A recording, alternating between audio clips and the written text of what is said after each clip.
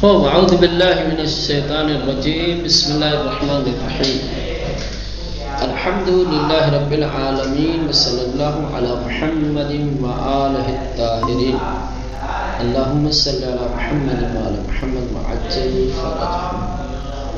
السلام علیکم مولانا۔ وعلیکم السلام ورحمۃ اللہ۔ ہاں، کل کے درس میں آپ لوگ سوروں کے ناموں اور ان کی وجہوں سے آشنا ہوئے کہ قرآن کے سوروں کے کیا کیا نام ہیں اور ان نام کی کیا وجہیں ہیں۔ بعض سوروں کے کئی نام تھے، ان کا بھی تذکرہ کیا، ان کا بھی تعارف کروایا اور ان کا نام بتایا کہ کون کون سے سورہ ایسے ہیں جن کے متعدد نام ہیں۔ اس کے بعد سوروں کے ایک گروہی نام بتائے تھے، ٹھیک، ایک گروہی نام بھی سوروں کے ہیں، بڑے بڑے سوروں کے 100 آیتوں سے زائد جس میں ہیں، 100 سے کم ہیں، وغیرہ وغیرہ، ٹھیک ہے۔ آج کا درس قرآن کے سوروں اور آیتوں کی تعداد کے بارے میں ہے کہ قرآن مجید میں سورہ کتنے ہیں، آیتیں کتنی ہیں، ٹھیک۔ چونکہ اس میں تھوڑا بہت اختلاف پایا جاتا ہے، لیکن یہ اختلاف صرف نظریے کی حد تک ہے، وإلا موجودہ قرآن میں دیکھیں گے آپ تو نہ سوروں میں کوئی اختلاف نظر آئے گا آپ کو، نہ آیتوں میں۔ پوری دنیا میں جہاں جہاں مسلمان ہیں اور کتاب الہی جو لوگ رکھتے ہیں، ٹھیک ہے، جن کے پاس قرآن ہے، اب پوری دنیا کا قرآن جمع کر لیں تو سوروں اور آیتوں کی تعداد میں آپ کو کوئی فرق نظر نہیں آئے گا، کوئی اختلاف نظر نہیں آئے گا، سب میں وہی 114 سورہ اور آیتوں کی تعداد یعنی 6666، یہ جو بھی ابھی بعض لوگ ان کے نظریات آئیں گے تو آپ آشنا ہوں گے، ٹھیک ہے، وہی ملے گی، لیکن نظریات بھر صورت ہیں الگ الگ۔ قرآن مجید میں اس وقت جو 114 سورہ ہے، یہی 114 سورہ خدا کی جانب سے نازل ہوئے ہیں، سوروں میں کوئی کمی یا زیادتی واقع نہیں ہوئی ہے، ٹھیک۔ صحابہ اور تابعین کی نقل کے مطابق پیغمبر اسلام کے ذریعہ ہم تک اسی طریقے سے پہنچا ہے۔ قرآن کے سوروں کی جو تعداد ہے 114 والی، یہ متواتر ہے، اس سے زیادہ غیر معتبر اور اس سے کم بلا دلیل ہے۔ اس سے زیادہ اگر کوئی کہتا ہے تو وہ غیر معتبر، اور اس سے کم اگر کوئی کہتا ہے تو اس کا وہ دعویٰ، اس کی وہ بات بلا دلیل ہوگی۔ قرآن مجید میں کل 114 سورہ ہیں، یہی 114 سورہ اللہ کی طرف سے نبی کریم پر نازل ہوئے اور پھر صحابہ کرام، تابعین اور پھر ان کے توسط سے نقل ہو کر کے ہم تک پہنچے ہیں، نہ اس سے کم ہے نہ زیادہ ہے۔ اگر کوئی شخص سوروں کی تعداد میں کمی یا زیادتی کا قائل ہوتا ہے تو اس کا نظریہ، اس کی دلیل بلا، اس کا دعویٰ بلا دلیل ہوگی، اس کی بات غیر معتبر ہوگی۔ فواصل آیات، آیتوں کے شروع اور ختم ہونے کے محل کی تعین۔ ایک یہ بحث ہے کہ یہ جو آیتیں کہاں سے شروع ہوتی ہے، کہاں ختم ہوتی ہے، کوئی چھوٹی ہے کوئی بڑی ہے، یہ آیتیں کس نے معین کی ہیں کہ کون سی آیت کہاں سے شروع ہوگی اور کہاں ختم ہوگی۔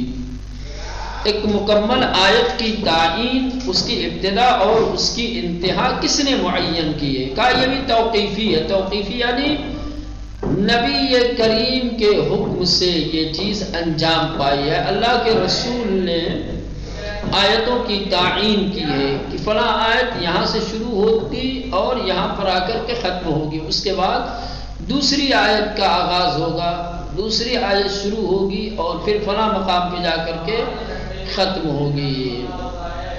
یعنی آیتوں کی تعین میں کسی دوسرے کی رائے، کسی اور کی کسی بھی طریقے کی دخالت نہیں ہے. اگر ایسا ہوتا تو پھر بہت سارا اختلاف نظر آتا آپ کو آیات میں، آیات کے کلمات میں، آیات کی تعداد میں، لیکن ایسا نہیں ہے. چونکہ اللہ کے رسول نے آیتوں کی تعین کی ہے، اس کی ابتدا اور انتہا کو معین کیا ہے. یہ چیز توقیفی ہے، نبی کریم کی رائے سے اور آپ کے حکم سے یہ چیز انجام پائی ہے. کسی اور کی رائے، کسی اور کا نظریہ اس میں شامل نہیں ہے. اور چونکہ صرف قول رسول معتبر ہے، نہ کہ دوسروں کی رائے اور دوسروں کے اقوال. ایک چیز یہ ہے کہ کیا کوئی بات مکمل ہو جانے پر آیت تمام ہو جاتی ہے؟ عام طور سے یہ ایک تصور لوگوں کے ذہنوں میں پایا جاتا ہے کہ جہاں بات مکمل ہو گئی، جہاں بات پوری ہو گئی تو وہاں آیت بھی مکمل ہو گئی، پوری ہو گئی، ختم ہو گئی. گویا لوگ اس طریقے کا خیال اور اس طریقے کا تصور رکھتے ہیں کہ ہر آیت میں ایک مکمل بات ہے، جہاں بات مکمل وہاں آیت تمام. کیا یہ ضروری ہے؟ یعنی تلازم ہے ایک بات کی تکمیل میں اور آیت کی تکمیل میں؟ یعنی آیت مکمل تو ایک بات بھی مکمل ہو؟ ایسا نہیں ہے. ایسا نہیں ہے کہ ہر آیت میں ایک مکمل بات کہی گئی ہو، یا آیت اگر مکمل ہو گئی تو وہاں پر ایک گفتگو، ایک بات بھی مکمل ہو. نہ، ایسا نہیں ہے. کبھی کبھی ایک بات مکمل ہونے سے پہلے آیت مکمل ہو جاتی ہے. آیت میں پوری بات نہیں کہی گئی ہے، بلکہ بعد والی آیت میں بھی اس کی کچھ باتیں موجود ہیں. بعد میں آنے والی آیتیں اس بات کو مکمل کرتی ہیں. بس آیت کا چھوٹا ہونا، بڑا ہونا، کہاں سے شروع ہوگی، کہاں سے ختم ہوگی، یہ تمام باتیں کیا ہیں؟ خالص توقیفی ہے. خالص توقیفی کا مطلب یہ ہوتا ہے کہ نبی کریم نے یہ ساری چیزیں تعین کی ہیں، نبی کریم کی جانب سے یہ عمل انجام پایا ہے. کون آیت چھوٹی، کون آیت بڑی، کون سی آیت کہاں سے شروع ہوگی، کہاں ختم ہوگی، یہ تمام چیزیں حکم پیغمبر سے انجام پائی ہیں. یہ تمام چیزیں ہیں توقیفی. جو عمل نبی کریم کی طرف سے منتخب ہو، جو حکم پیغمبر سے عمل انجام پائے، اس کو کہتے ہیں توقیفی. یعنی صرف تعین رسول سے قابل فہم ہے. تو سوروں کے بارے میں کسی کو کوئی اختلاف نہیں ہے. سوروں کی تعداد قرآن میں 114 ہے، لیکن آیتوں کی تعداد کے بارے میں کچھ تھوڑا بہت اختلاف پایا جاتا ہے. خاص طور سے ماضی اور گزشتہ زمانے کے جو علماء تھے، ان کے درمیان آیتوں کی تعداد کے بارے میں اختلاف تھا، اور اس کی وجہ یہ تھی کہ تلاوت کے دوران آیت ختم ہونے سے پہلے کبھی کبھی اللہ کے رسول ٹھہر جاتے تھے. تو لکھنے والے غلطی سے یہ سمجھ جاتے تھے کہ آیت ختم ہو گئی ہے، جبکہ ایسا نہیں ہوتا تھا. آیت ابھی باقی ہوتی تھی. لکھنے والوں کی غلطی تھی. لکھنے والے نبی کریم آیات کی تلاوت کرتے تھے تو تلاوت کے دوران کبھی کبھی آیت ختم ہونے سے پہلے ٹھہر جاتے تھے. تو جو لوگ لکھنے والے ہوتے تھے وہ یہ سمجھتے تھے کہ اللہ کے رسول اس لیے یہاں پر ٹھہرے ہیں کہ آیت تمام ہو گئی ہے، جبکہ ایسا نہیں ہوتا تھا، آیت ابھی باقی ہوتی تھی۔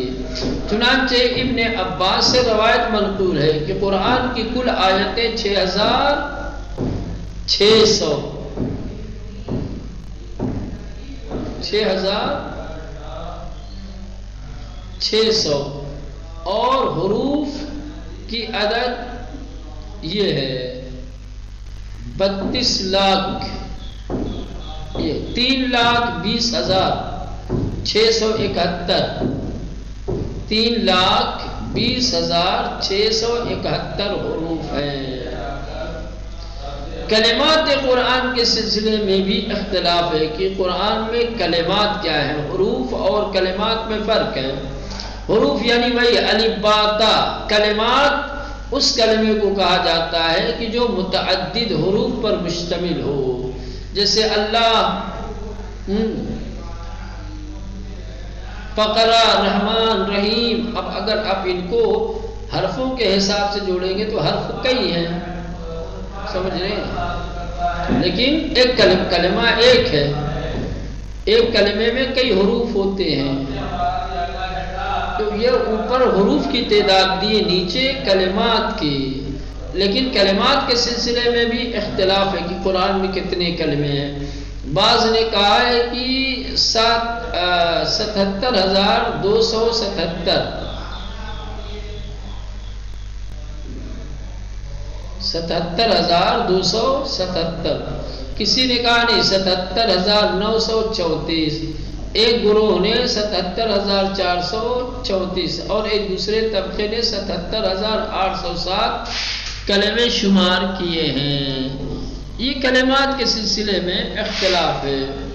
کوفیوں کی روایت کا جب آپ جائزہ لیں گے تو کوفیوں کی روایت کے مطابق جو سب سے معتبر ہے اور جس کو نبی کریم نے، امیر المومنین علیہ السلام نے بیان کیا ہے، آیات قرآن کی تعداد 6,236 آیتیں ہیں۔ آیات کی تعداد امیر المومنین علیہ السلام کے قول کے مطابق 6,236 ہے۔ کوفیوں نے ابن ابی لیلہ سے اور انہوں نے پھر عبد الرحمن سلمہ سے اور انہوں نے امیر المومنین سے روایت نقل کی ہے۔ آیات قرآن کی موجودہ تعداد یہی مانی جاتی ہے۔ یہ تعداد 2 مفروضوں پر مبنی ہے۔ تو کافی فرق نظر آ رہا ہے، کہاں 6,666 یا 6,600 یا تو 6,236، کافی آیتوں کی تعداد میں فرق نظر آ رہا ہے کہ نا۔ قرآن میں، موجودہ قرآن میں آیات کی تعداد یہی ہے جو امیر المومنین علیہ السلام نے بیان کی ہے۔ اس کے کچھ مفروضے ہیں، کچھ چیزیں اس میں فرض کی گئی ہیں، اس لیے آیتوں کی تعداد آپ کو کم نظر آ رہی ہے۔ اولاً کہ بسم اللہ الرحمن الرحیم جو سورہ حمد کے علاوہ کسی اور سورہ میں مستقل آیت تسلیم نہ کیا جائے۔ آپ بسم اللہ الرحمن الرحیم جو ہر سورہ کے ابتدا میں آپ کو دکھائی دے گا، ٹھیک، اس کو سورہ کا جز نہیں مانا گیا ہے، لہذا اس کو آیت شمار نہیں کیا گیا ہے۔ لہذا 114 حمد کے علاوہ بقیہ سوروں کے جو شروع میں 113 اس میں سے بھی ایک نکال لیا حمد، تو 112 ایسے سورہ ہیں کہ جن کے شروع میں بسم اللہ الرحمن الرحیم درج ہوتا ہے، لیکن بسم اللہ ان سوروں کا جز نہیں ہے، اس سورہ کی آیت شمار نہیں کی جاتی۔ تو 112 آیتیں تو یوں کم ہو جائیں گے۔